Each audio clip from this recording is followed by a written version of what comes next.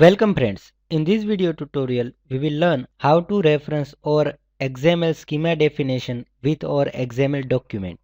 So, we have created already a schema definition in separate file which is .xsd file which we have created in previous tutorial. So, now we will link this schema definition file with our XML document. So, we have already a one simple XML document for which we have created schema definition. Now let's learn how to link the existing document with this XML document.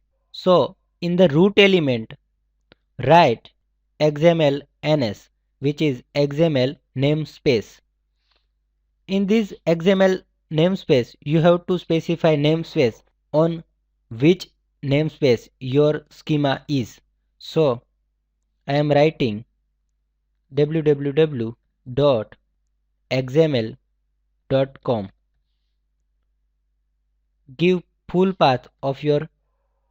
After writing this, write XML namespace and XML schema instance, which is XSI, is equal to predefined path for XML schema instance.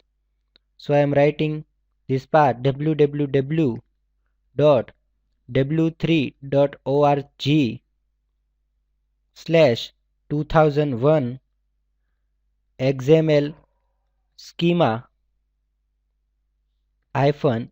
-instance.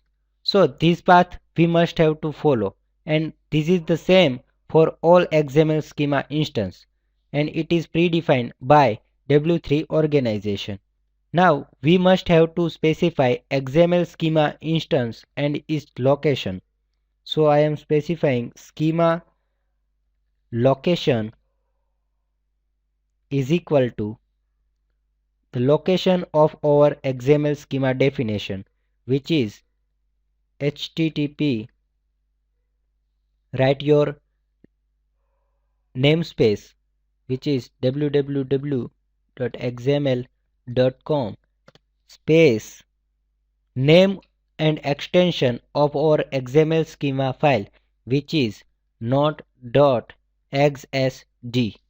This is the link or a reference to our XML schema definition.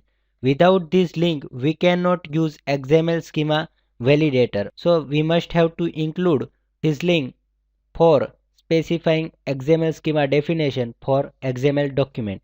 Now let's run this document.